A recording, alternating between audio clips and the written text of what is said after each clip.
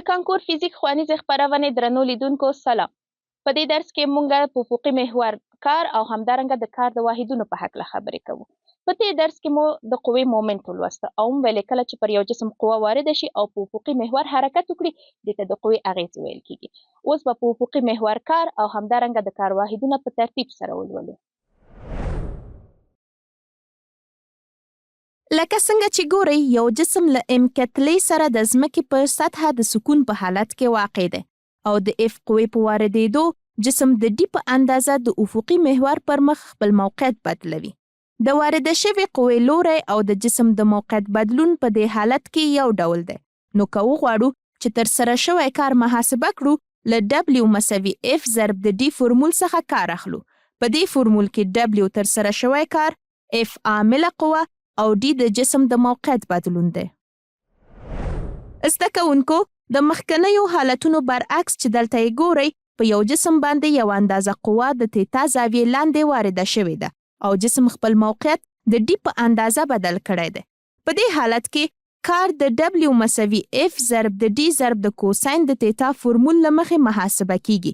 په دې فرمول کې W ترسره شوی کار، F عامله قوه، D د جسم د موقعیت بدلون او تیتا د عامل قوې او د موقعیت د بدلون ترمنځ زاویه ده. راځئ وګورو چې کار په کوم حالت کې مثبت، منفي یا صفر وي. مثبت، منفي، صفر کارونه او د هغوی شرطونه.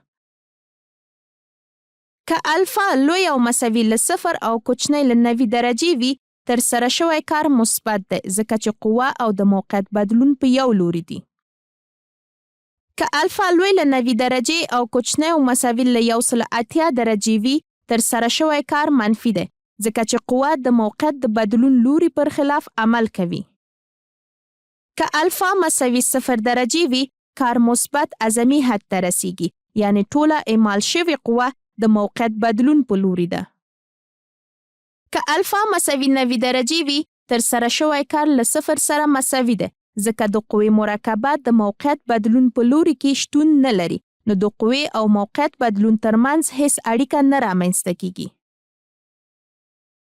که الفا مساوي 180 درجې وي نو ترسره شوی کار منفي دی یعنی ټوله قوه چې تطبیق شوې د موقعیت بدلون په خلاف لوري کې عمل کوي لکه د استحقاق قوې کار. کله چې پر یو جسم دوه او یا له دوو څخه زیاتې قوې عمل وکړي نو پر جسم باندې ترسره شوی کار د هرې قوې الجبري مجموعې څخه په لاس راځي چې د درس په دوام به اړوند یو مثال حل کړو.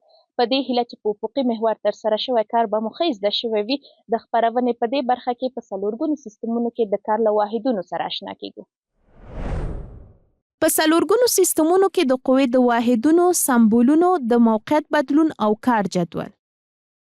د ام کا اس په سیستم کې د قوې واحد نیوټن او د موقعیت بدلون واحد متر دی چې په پایله کې د کار واحد له نیوټن ضرب متر څخه په لاس راځي او د ژول په توګه پیژندل کیږي.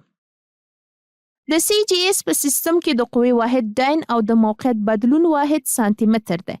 دې ته په کتو د کار واحد له ډاین ضرب سانتي متر څخه په لاس راځي چې ارګ ورته وایي. د ام ټي اس په سیستم کې قوه په سټین او د موقعیت بدلون په متر ښودل کیږي. د سټین ضرب متر په واسطه د کار واحد محاسبه کیږي. د اف پی اس په سیستم کې قوه د پاوند او د موقعیت بدلون د فوټ په واسطه اندازه کیږي. په دې حالت کې کار د دې دوو واحدونو له ترکیب یعنی پاوند ضرب فوټ په واسطه محاسبه کیږي. یو ژول له 10 په توان د 7 ارګ سره برابر ده چې معادل یې 0.386 فوټ پاوند دی.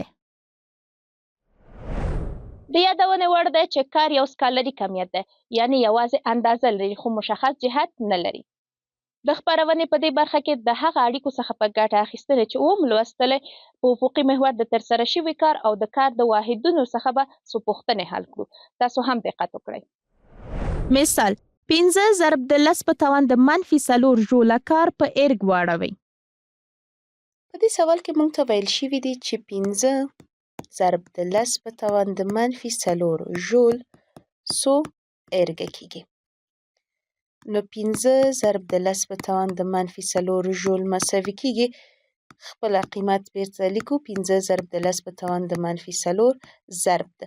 موږ پوهیږو چې یو ژول د 10 په توان د 7 ارګو سره برابر دی. نو د ژول پر ځای قیمت ایږدو چې 10 په توان د 7 ارګ دی. نو 15 ضرب د 10 په توان د -4 ژول مساوي کیږي د ریاضیکي عملیو څخه وروسته د 15,000 ارګو سره.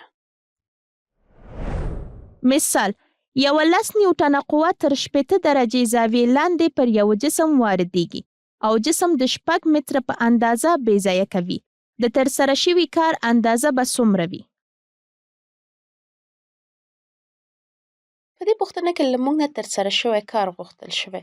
د ترسره شوي کار د محاسبه کولو لپاره له دې فورمول نه کار اخلو چې W مساوي کیږي F ضرب د D ضرب د کوساین د تیتا.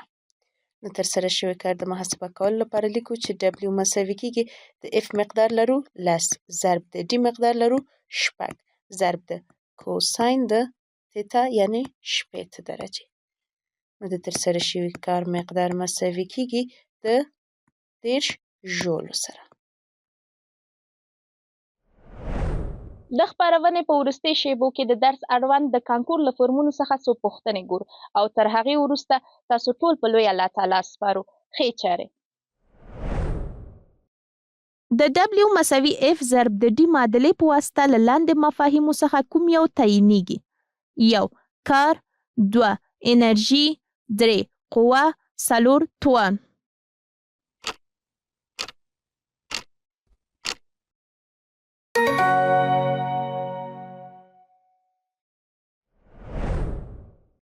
کار او انرژي په دې خاطر د سکالري کمیتونو پر نوم یادېږي چې 1. د لوري درلودونکي دي 2. د مقدار او لوري درلودونکي دي 3.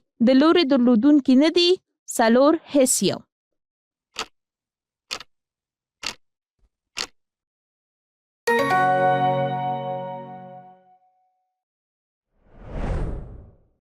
په CGS سیستم کې د کار واحد عبارت دی له 1. ډاین 2. نیوټن 3. ګرام 4. ډاین ضرب سانتي متر.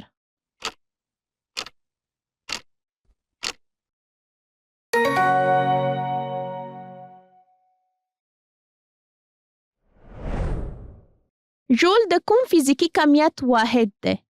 1. توان 2. قوه 3. انرژي او کار 4. ټول سم دي.